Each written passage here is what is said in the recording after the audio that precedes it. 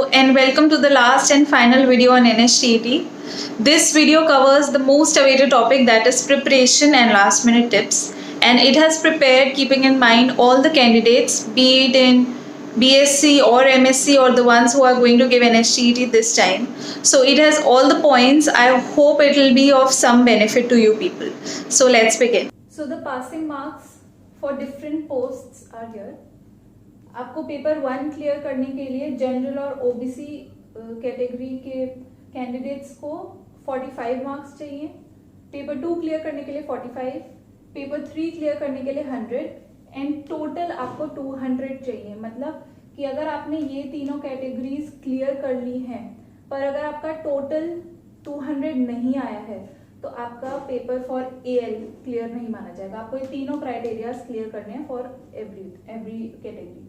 SC ST PD 40, 40, 90 and 180। For teaching associate थोड़े से कम number लाओगे तो भी चलेगा।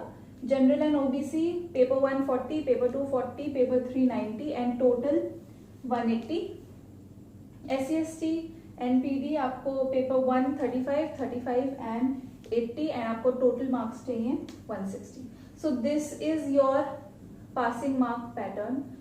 इसको ध्यान में देते हुए हम फर्स्ट टिप स्टार्ट करेंगे। सो let's start with the first tip of last minute tips. I am sure this point many of you would not have thought कि ये भी कोई इंपॉर्टेंट पॉइंट है और इस पे भी हमें एग्जाम में जाने से पहले ध्यान देना पड़ेगा। बट ट्रस्ट मी, अगर आपने इस पॉइंट पे काम कर लिया सो 50% ऑफ योर पेपर आपकी हर्डल क्लियर हो गई है। अब आपको सिर्फ प्रिपरेशन रह गई है। तो ये टिप क्या है? ये टिप है negative marking. Negative marking, yes. Negative marking plays a very important role in deciding whether you are going to clear it or not. It helps in differentiating between a confused and a confident candidate in terms of answers जब आप paper करते हो। तो याद रखो, तुक्का कभी किसी का नहीं लगता है, तुक्का कभी किसी का लगा नहीं है। It's all about calculated risk, और वो कैलकुलेटेड रिस्क क्या है मैं आपको अभी बताने जाऊंगी। मैं पेपर 1 असिस्टेंट लेक्चरर के लिए पेपर 1 दैट इज 45 मार्क्स आपको पासिंग चाहिए, उसका मैं कैलकुलेटेड रिस्क निकालूंगी और आप अपने कैटेगरी के हिसाब से पेपर 1, पेपर 2, पेपर 3 निकाल सकते हो। सो लेट्स सी कितने क्वेश्चंस आपके डेंजर जोन में आते हैं, कितने क्वेश्चंस आपके सेफ जोन में आते हैं और कितने क्वेश्चंस आपके स्टार परफॉर्मेंस में आते हैं। सो कैलकुलेटेड रिस्क इज कितने क्वेश्चंस मुझे पेपर में करने हैं। अगर आपने ये पता कर लिया तो आप बहुत इजीली अपना फोकस करके एग्जाम क्लियर कर पाओगे। So let's start. So for paper 1 assistant lecturer I need general category 45 marks to clear. Total questions 50 होते हैं और टोटल मार्क्स 100 होते हैं। So it means that I need to score 45 marks. So let's see, मेरे को 45 marks लाने exam paper clear करने के लिए। तो अगर मैं 23 क्वेश्चंस करती हूँ आउट ऑफ 50, तो 23 अगर सारे सही हो गए मेरे तो एक क्वेश्चन इज ऑफ 2 मार्क्स। तो मेरे को मैं 23 इंटू 2 46, मतलब मैं पेपर क्लियर कर दिया, 46 आ गए। बट ऐसा कभी होता नहीं है कि आपके सारे के सारे क्वेश्चंस करेक्ट आ गए। ठीक है, अगर आपका एक भी क्वेश्चन गलत आया तो आपकी नेगेटिव मार्किंग हो जाएगी और आपका ये रिस्क फैक्टर बन जाएगा। लेट्स सी, अगर मैं तो 23 क्वेश्चंस नहीं करने हैं, 25 लेते हैं। अगर मैं 25 करके गई और मेरे सही आ गए तो कितने मार्क्स आ गए? 50 इज ऑल्सो। पर अगर 25 में से 3 क्वेश्चन भी गलत आ गए, मेरे 3 क्वेश्चन गलत आ गए, मतलब मेरे सही क्वेश्चंस कितने हैं? 22। 25 में से 3 गलत हो गए तो 22 is correct questions. 22 correct questions यानी कि मेरे मार्क्स कितने आएंगे? 44। यहां पे ध्यान रखो कि नेगेटिव मार्किंग हमेशा करेक्ट आंसर्स में से डिडक्ट होती है, ना कि आपने कितने अटेम्प्ट किए हैं उतने में से डिडक्ट होती है। हम हमेशा ये गलती करते हैं। आपकी नेगेटिव मार्किंग 44 में से होगी, ना कि 50 में से। 50 तो हमने मिले ही नहीं हमारे को, 25 क्वेश्चन तो सही हुए ही नहीं है। 22 हुए हैं, 45 आ गए। अब इसमें से 3 गलत है, 3 गलत है मतलब 3 इंटू 0.5 की नेगेटिव मार्किंग है, यानी कि 44 में से और 1.5 घटा दिए, तो वैसे भी मेरा क्लियर नहीं हुआ, ठीक है।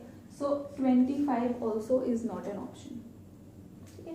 सो डेंजर जोन में अब मेरे कौन से क्वेश्चन आ गए, डेंजर जोन में मेरे आ गए 25 या फिर 25 से come for paper 1 assistant lecturer post के लिए, जनरल कैटेगरी की मैं बात कर रही हूँ। तो डेंजर जोन में मेरे आ गए 30।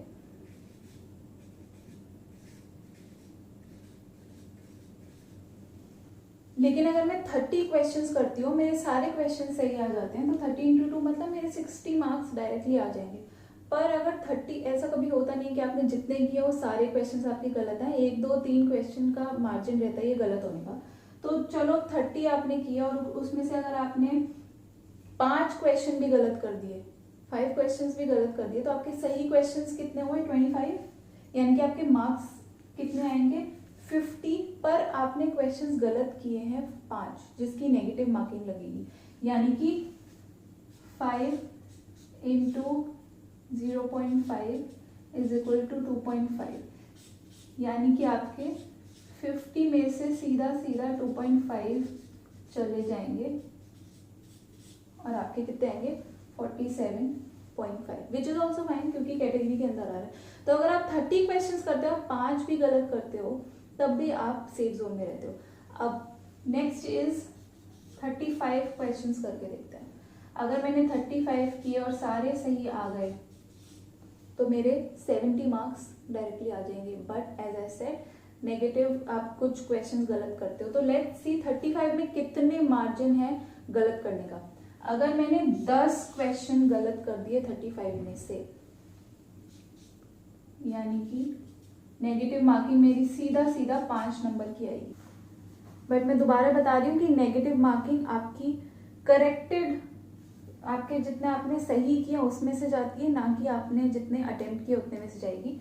तो 25, 10 क्वेश्चन गलत थे, 25 सही है, 25 इंटू 2 50, और आपके नेगेटिव मार्किंग है 5 की, तो 50 में से 45 गए तो आपके 45, 50 में से 5 गया तो आपके 45 करेक्ट, यानी कि इतने मार्क्स आ रहे हैं। इसका मतलब अगर मैं क्वेश्चंस 30 से 35 के बीच में करती हूँ तो वो सेफ जोन है, इतने में कर सकती हूँ। अगर मेरी तैयारी ओकेश है, मेरे को समझ आ रहे हैं क्वेश्चंस पेपर 1 और पेपर 2 में, तो मैं 30 से 35 क्वेश्चंस कर सकती हूँ। इसके ऊपर 38 से above is star performance according to me, क्योंकि अगर आप इस लेवल का सोच पा रहे हो कि आप 38 क्वेश्चंस तक आपको लग रहा है हाँ मेरे को आ रहा है, एटलीस्ट 80-20 समझ आ रहा है, तो आपके काफ़ी अच्छे नंबर आ सकते हैं। आप इन तीनों में से कौन से जोन में फॉल करते हो, इट ऑल डिपेंड्स आपकी तैयारी कितनी है। अगर आपकी तैयारी बहुत अच्छी है, आपको काफ़ी क्वेश्चन समझ आ रहे हैं, तो आप 35 से अबव क्वेश्चन करने का रिस्क ले सकते हो। अगर आपकी तैयारी नॉर्मल है, क्वेश्चन समझ आ रहे हैं, ज़्यादा नहीं आ रहे, तो आप 30 to 35 क्वेश्चन करके आओ, उससे ज़्यादा मत करो। और ट्राई करो कि अपनी तैयारी इतनी रखो कि आप डेंजर जोन से बाहर निकलो। डेंजर जोन में अगर क्वेश्चंस करके आओगे तो आपको वैसे भी आपका पेपर नहीं क्लियर होगा, right. So try to be a part of either safe और स्टार परफॉर्मेंस। तो ये एक डेमो था एक कैटेगरी का, पेपर 1 का। आप अपनी कैटेगरी और अपने AL और टीचिंग एसोसिएट का खुद से कर सकते हो। This was one pre preparation जो आप करके जानी चाहिए, एंड अगर आप जाओगे तो it will be very beneficial. Trust me, it is a good tip that you should follow. Tip 2, don't be a jack of all and master of none, be a perfectionist. इसका मतलब ये है कि आपके एग्जाम से 5 दिन पहले, 10 दिन पहले, 15 दिन पहले रिवीजन स्टार्ट कर दो। रिवीजन से मेरा मतलब है कि आपने जितना भी कोर्स अभी तक कवर किया है, जितना भी, उसको अच्छे से रिवाइज करो। उसको आपने कहीं ना कहीं पे रजिस्टर बनाया है, नोट्स निकाले हैं, आपके पास ऑलरेडी नोट्स हैं, उनको रिवीजन करना स्टार्ट कर दो। क्यों कह रही हूँ मैं ऐसा? क्योंकि अगर पेपर में कोई क्वेश्चन आता ही नहीं है और वो आपने अटेम्प्ट नहीं किया तो उसका दुख इतना नहीं होता, बट अगर कोई क्वेश्चन आपको आता है और आप कंफ्यूजन में हो क्योंकि आपने रिवीजन ही नहीं किया, आपने लिखा है ये कहीं पे बट आप नहीं कर पा रहे हो, उसका दर्द बहुत ज़्यादा होता है। और ये मैंने फील किया है क्योंकि जब मैंने फर्स्ट बार ये अटेम्प्ट किया था तो मेरा पेपर 1 पेपर 2 क्लियर हो गया था फॉर AL, बट पेपर 3 में मेरे 99 मार्क्स आए थे, 100 आने चाहिए थे और मेरे को पता था कि वो 1 मार्क मेरा कहाँ पर किस क्वेश्चन में कटा है। वो क्वेश्चन मेरे को आता था, हाउसकीपिंग का वो क्वेश्चन था, बट मैंने रिवीजन नहीं किया तो मैं वो भूल गई थी, मेरे नोट्स में लिखा था वो क्वेश्चन, तो इसलिए मैंने अटेम्प्ट नहीं किया एंड बिकॉज ऑफ विच मेरे को काफ़ी बात तक दर्द होता रहा था इस बात को सोच के कि क्यों मैंने रिवीजन नहीं किया। So it is an experience, मैं एक्सपीरियंस से बोल रही हूँ, रिवीजन करें। मैंने आपको रजिस्टर बनाने के लिए आपको मैं फोर्स करूँगी, इनफैक्ट फोर्स नहीं करूँगी, मैं आपको बोलूँगी कि आप रजिस्टर बनाएं। इसलिए बनाएं क्योंकि registers help you in many folds. जो लोग BSc में हैं और अपने आप को NSTET देते हुए देख रहे हैं फ्यूचर में, उनको मैं जेन्युइनली एक सलाह देना चाहूँगी कि आप रजिस्टर बनाना शुरू कर दो। आप कैसे रजिस्टर बना सकते हो for NSTET, I will give you that tip also later in this video. मैं आपको अपने रजिस्टर्स दिखाती हूँ। ये तीनों रजिस्टर्स मेरे ग्रंथ हैं जिसमें मैंने सारा जो भी आपको बुक्स बताई थी वो सारे बुक्स का मटेरियल मैंने अलग अलग बना लिया था, front office, F&B, housekeeping and food production. So ये 3 रजिस्टर्स मेरे हमेशा रिवीजन में काम आए क्योंकि आप सारी बुक्स नहीं कर सकते बट आप अपने बनाए हुए नोट्स को ज़रूर बाद में रीड आउट कर सकते हैं और वो आपको ज़्यादा अच्छे से समझ आएंगे। Tip 3 is percentage rule. Percentage rule का मतलब, सो नाउ आपने रिवीजन कर लिया है, आपने नेगेटिव मार्किंग देख ली है, अब आप पेपर देने के लिए एग्जाम सेंटर में बैठे हैं और आपको क्वेश्चन पेपर मिल गया। जैसे ही क्वेश्चन पेपर मिलता है और आप फर्स्ट 2-3 क्वेश्चंस पढ़ते हो, ये हमेशा होता है that everyone, I also felt disheartened and I felt कि ये तो क्वेश्चन नहीं आ रहे हैं, समझ नहीं आ रहा है, नहीं हो पाएगा, क्लियर नहीं हो पाएगा। उस सब साइड्स को, क्वेश्चंस को साइड में रखो और ध्यान से देखो क्योंकि आपको कुछ सॉल्व नहीं करना है, आपको सिर्फ रिमेंबर करना है कि आपने क्या किया है। ठीक है, सबसे पहला मैं बताऊंगी OMR शीट को साइड में रख देना। OMR शीट को फिल मत करना शुरू में क्योंकि आपके अगर आपने उसमें कुछ भी कट कुछ भी किया आपको वापस से OMR शीट नहीं मिलती है, तो उसको लास्ट में फिल करना, साइड में रख दो।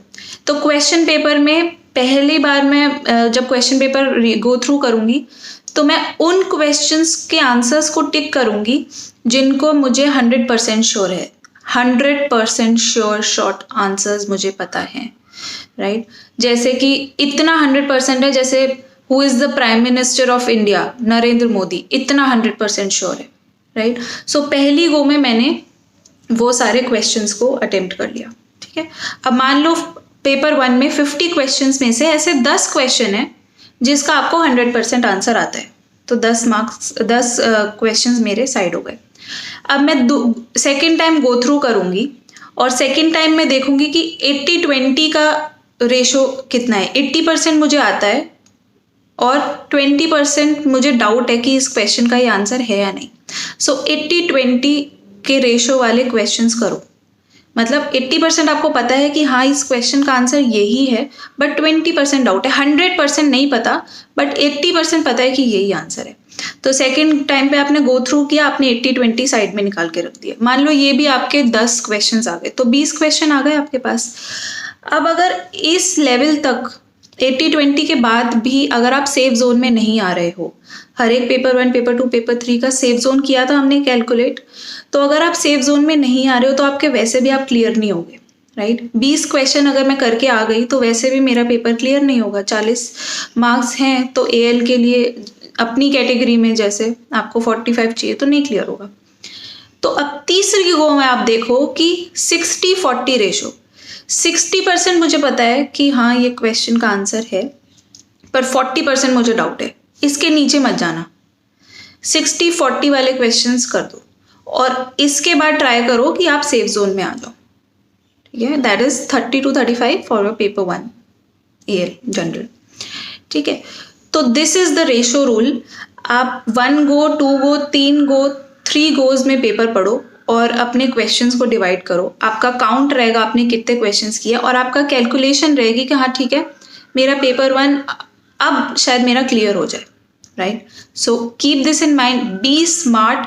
और जैसे ही आप सेफ जोन में आ गए और इसके बाद आपको क्वेश्चन नहीं आ रहे हैं तो उठ जाओ पेपर से, ट्रस्ट मी, उठ जाओ। एक भी क्वेश्चन का तुक्का मारोगे तो नेगेटिव जाएगी और अगर पास होते भी होंगे तब भी पास नहीं होगे, right. I have seen a lot of people sitting and just ticking 40-45 questions, कोई मतलब नहीं है उसका। आपको सिर्फ एक सेट मार्क्स क्लियर करने हैं, जैसे ही वो आपका क्लियर हो जाता है उठ जाओ। So this was all about last minute preparation. Now we'll talk about preparation, how to start preparing for NSTET and how to carry it forward. I would like to tell you that when I started preparing for this paper, I was not at all in high hopes. I was not at all motivated. In fact, I remember the first time I saw the question paper of NSTET, I was sitting with my friends and I read all the questions and I read all the question papers. And I knew it that I'm not going to clear it. I'm not even kidding. मेरे को पता था कि मुझसे नहीं हो पाएगा because the questions, it was obvious, the questions were quite high leveled as compared to BSc and मेरी preparation zero थी उस time. I didn't start preparing for it. So my reaction was obvious.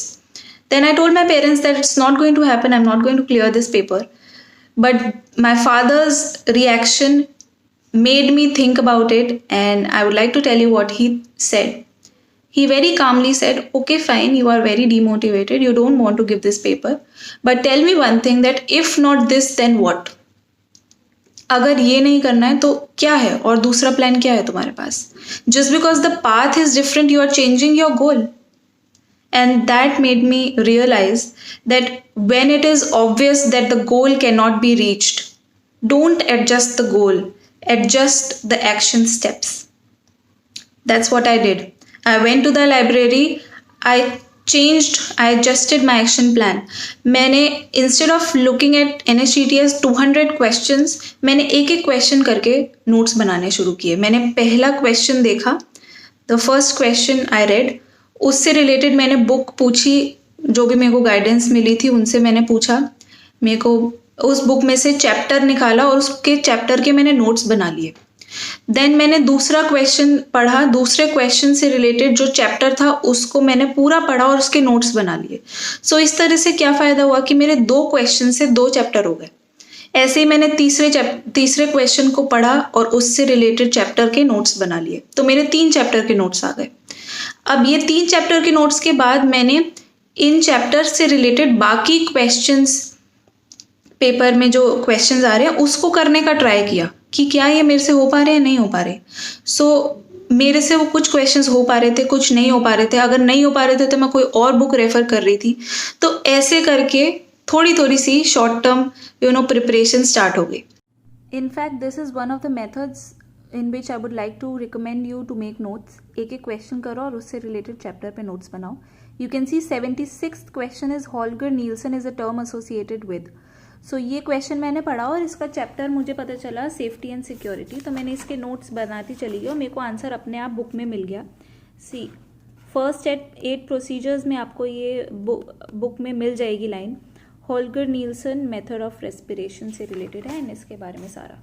सो ऐसे ही 3 E's of safety is also in safety, you can see here 3 E's of safety.